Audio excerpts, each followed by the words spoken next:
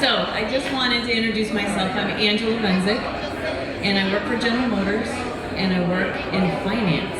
But I came from a manufacturing engineering background, and I've worked at the Corvette plant for 7 years during my career with General Motors, and that is now 30 years.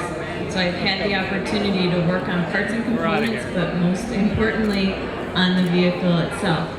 So while I was down there for the C5, C6 launch, we went from the C5, which was at production, into C6.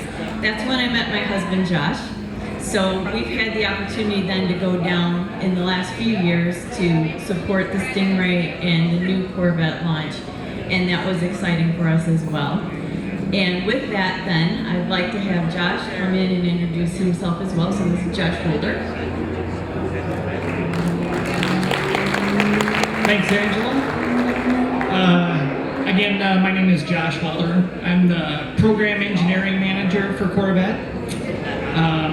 Basically what that means is I'm responsible for the whole car, really, in terms of integration, design, development, trying to balance requirements, make sure that, we always say that an individual can release the greatest part ever, and you put them all together and they make a really bad car. So part of my job is to integrate the subsystem to make sure it's designed, validated, and tested. I pretty much have my dream job. I grew up in western Montana. When I was about 7 years old, my dad bought a Corvette. My parents joined a Corvette club. I was hooked. I knew from then that I wanted to be an engineer on Corvette. So I moved to Michigan. I bombarded General Motors with resumes. I think after about number 50, they felt sorry for me and let me come in. I started on full-size truck, annoyed my supervisor at the time to let me work on Corvette, and then finally it happened. I've been on Corvette for about 15 years, which inside of GM is rare. A lot of people don't get that opportunity. They usually come and go with the ebb and flow of work and new programs. So I'm very fortunate. I've had a number of roles on the car, from manufacturing engineering, much like Angela did, to body structures, release engineering, to test and validation. Most recently, I was the launch manager in Bowling Green for the C7, and continuing on that role as program engineering manager with future products. I gotta say that this is my first time in Daytona, and you guys ordered up some great weather. Not to mention this awesome tent. You get the Golden Girls on one side and soccer on the other. It's kind of hard for me to compete up here, but I'll try. So I'm gonna talk a little bit about the car, but you guys are already experts. So I'm not gonna ramble up here about the stats and specs on the C7, but I'll touch a little bit on what we did for 2016. I would call 2016 a light year in terms of what we've done in the recent past. Obviously 2014 was big, as was 15, a follow-on with the Z06. 650 horsepower, 650 foot-pounds of torque. 0 to 60 in less than 3 seconds, 1.2 Gs. 60 to 0 stopping distance in less than 100 feet. We won the lightning lap at Car and Driver. When we had magazines first test that car, more than one of them was suspicious of their test and data acquisition equipment. Between 2014 and 15, the C7 has won more awards than any other car. And I'm not talking about any other General Motors car, but any car in the world in the history of awards. So we're very proud of what we've done. And of course, thank you all, for which I wouldn't get to do what I do. We wouldn't get to work on a fantastic car if it wasn't for you guys. So for 16, we did do a couple of new things. We have 2 new colors. Corvette Racing Yellow. We basically changed the tint of it slightly to match the race car exactly. And then we have a Daytona Sunrise Orange, not to be confused with Daytona Sunset Orange, which some of you might remember. We did a special edition C7R, very cool car, quickly spoken for. We did 650 of those in total, not a coincidence. 500 for U.S. sale and another 150 for export. We had some new wheels this year. We finally offered the magnetic ride dampers on the standard Stingray as optional equipment for those that want the comfortable ride along with the performance of that car. So again, like I said, I'm not going to try to bore you with any more stats, but I did think I could open it up to some questions. I'm sure you guys would like to stand up and grill me with questions, and if I don't know the answer, I'll make one up. Do it with confidence. Yeah, back there, you were first. When the new paint shop opens up, is there any chance that we'll see a pearl white or a metallic white Vette? So the question was, when the new paint shop opens up, which I'm sure a lot of you have seen, there's a massive construction effort underway in Bowling Green. Will we see a pearl white or some other special colors? I'm sure we will. That's a state-of-the-art paint shop. I won't tell you what we're planning to paint next year yet, but never say never. It's going to be a big step forward in paint quality. It'll also be a huge enabler for us in terms of the number and types of colors that we can offer. We've been asking for that white for 30 years now. Yeah. We want it. Yes, sir. How long did it take after the launch for all the C7Rs to be spoken for? The question was, how long did it take after the launch of the C7Rs to be spoken for? I can't tell you exactly, other than it was very quick. And spoken for is kind of a tough term to define. There was many dealers that had waiting lists. Of course, until you get an order number with your name on it, that's when it's really spoken for. But I know once we unveiled the car, the listed dealers was larger than we ever planned for production. Yes, sir.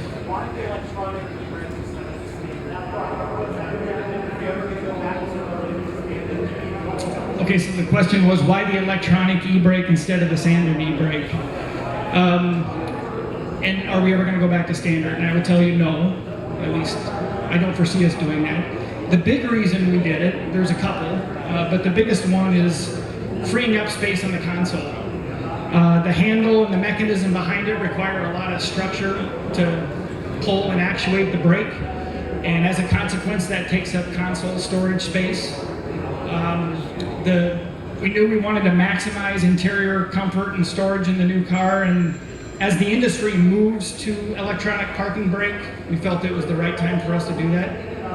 Believe it or not, the entire system is a little bit lighter, even though there's a motor with a ball screw that actuates the brake. The cables themselves are much shorter, so save a little bit of mass in the car. It also allows for some control systems integration that a lot of people might not know about. But for example, we have hill start assist that we rely on the parking brake for in some operations, so the car doesn't roll backwards. Things like that you can do when the control system can actuate the brake versus relying on the driver to actuate it. Yes, sir.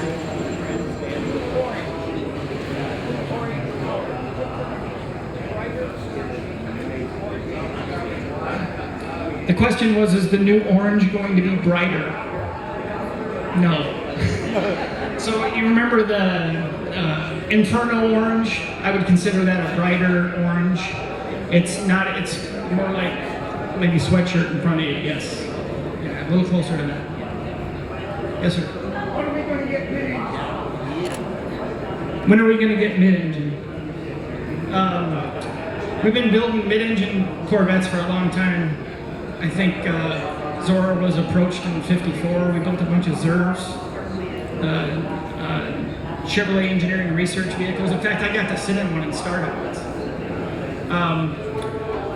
I don't, first of all, you know, I was going to lay out our whole future product plan for you guys. I figured between us we could keep it a secret.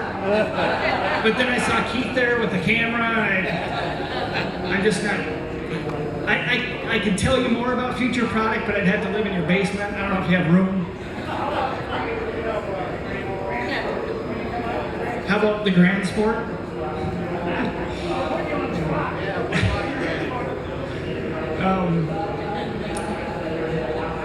knows when we're coming out with a Grand Sport, or if we're coming out with a Grand Sport. The current product offerings are selling very well. Again, you can never say never about anything that we're going to do. But I tell people this, that I know everyone's very curious about what we're doing for future products. But I'm going to sound a little bit like a salesman, but I tell people don't wait. If you are waiting for the next best thing to come out, you're never going to enjoy the present. So I'm employed because we're always trying to make the car better, but that doesn't mean the car available now isn't outstanding. So who's to say what's coming in the future? I'd like to praise actually the electronic brake system. You had mentioned how one of the dynamics that we got with that changeover was the hill assist. And in Florida, I didn't think it would make much of a difference, except that when I was just going through the tunnel right now, the traffic was so slow that I was stuck midway going up the hill. That's where I saw the advantages. Another spot too is I rode Atlanta in Georgia, where they have a 500-foot incline where you often get stuck up there as well. And I also remember when on the C5s, those would wear after a while and have to do some replacements and or adjustments. So I can see it as a positive. So that wasn't as much of a question as a compliment. Thank you about the parking brake system. The hill assist I mentioned for folks that have a manual transmission in a big line of traffic and somebody right behind you driving an automatic that doesn't think about how you have to feather the clutch and slow speeds will appreciate that system. Yes, ma'am. My 2014 is not magnetic. My husband's 2016 does. His car seems to drive a lot farther, but we've got different tires. I've got the pilot shoes and stuff. Is it a function of the magnetic ride that's different, or is it tires different? So the question was about magnetic ride and the ride harshness. So magnetic ride offers a bandwidth of ride. So on a passive system or a system that's not adjustable, it's basically a rolling compromise if you think of it that way. And on, for example, a Z51 with FE3, that's the RPO for if you order a Z51 without magnetic ride, we tune that car for track duty. That's why we call it a Z51. Which means on bumpy roads and potholes, it's gonna ride harsh. The FE4 in the Z51, for example, offers a larger bandwidth. So if you drive that car on tour, it's gonna be a lot closer to a non-Z51 Stingray in terms of ride. If you crank it up to track, it's gonna be even firmer than the FE3 I just spoke about. Now when you go to a wider car like a Z06, that bandwidth just shifts, right? Because we got larger tires and wheels for increased grip, makes the unsprung mass higher, which means to react that energy, we have to firm up the damping systems. So that range is consistent, but it's shifted more towards firm as you move into Z06.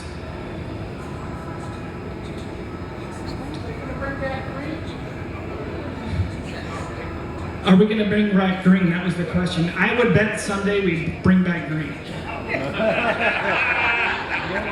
I keep trying to see.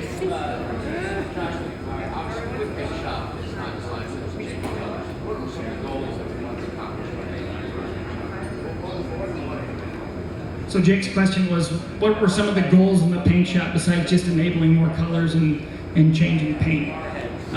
The paint shop in Bowling Green is 35 years old and counting. It's, I don't know, Angela might know, it's probably the oldest paint shop in General Motors, if not one of the oldest.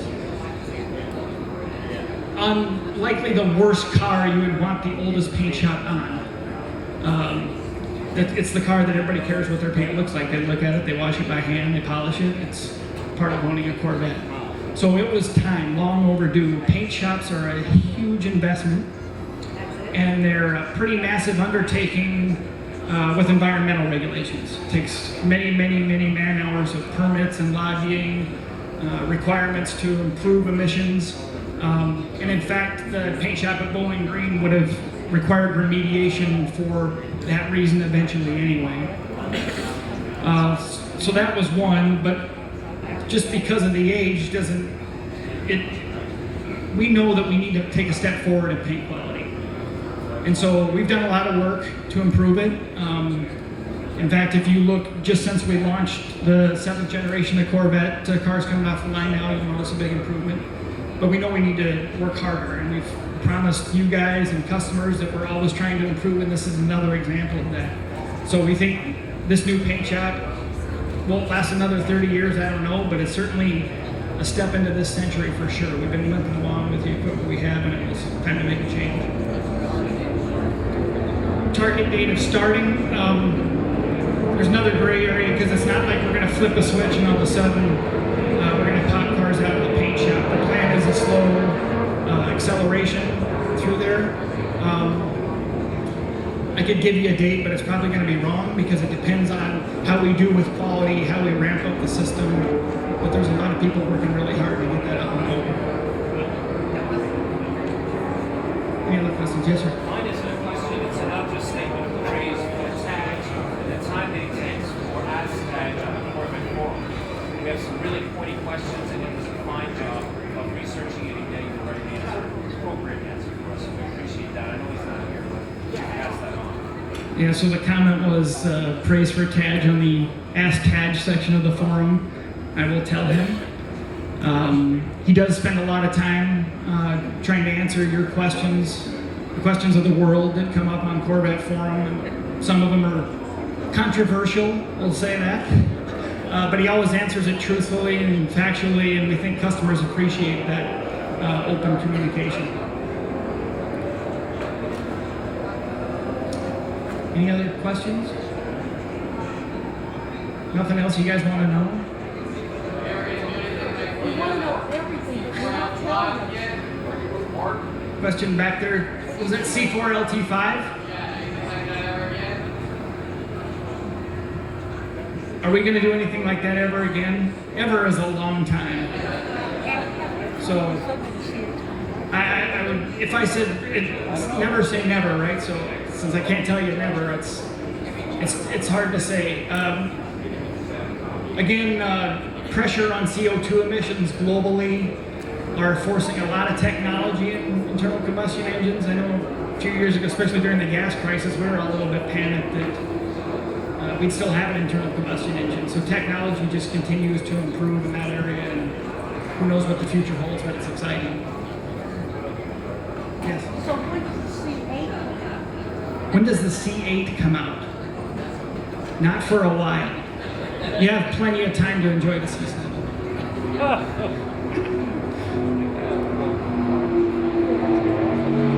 Anything else? Yes?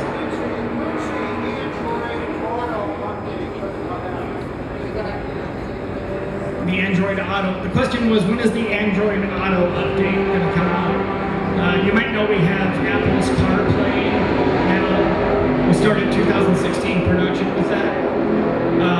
The Android Auto update, the official response is first quarter this year, which we're in the first quarter. So I would say by the end of March for sure.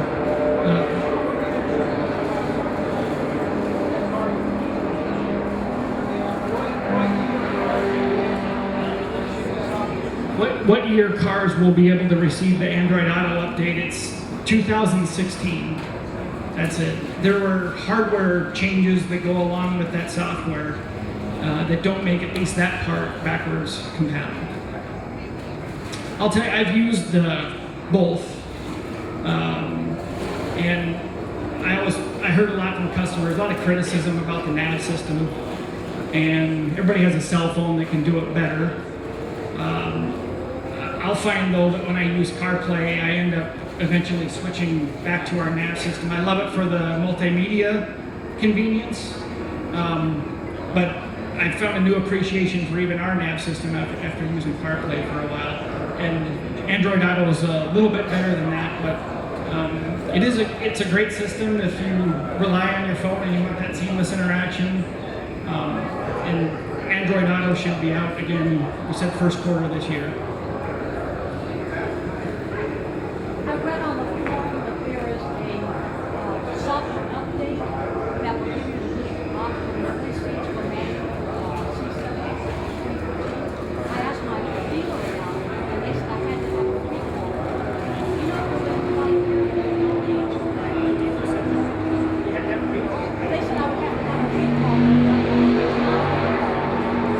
Okay, the question was about memory seats in the manual transmission car. We made a calibration update for manual transmissions. Basically, it made the system a little more intuitive so that you're not accidentally setting an exit position when you're trying to push the clutch in the car. Things like that. That calibration is out and available. You can get your car reflashed at any time. It has nothing to do with a recall. It was not a recall. It was a customer satisfaction way for us to try to improve the cars. And if the cars are backwards compatible, we're always going to try to make it available.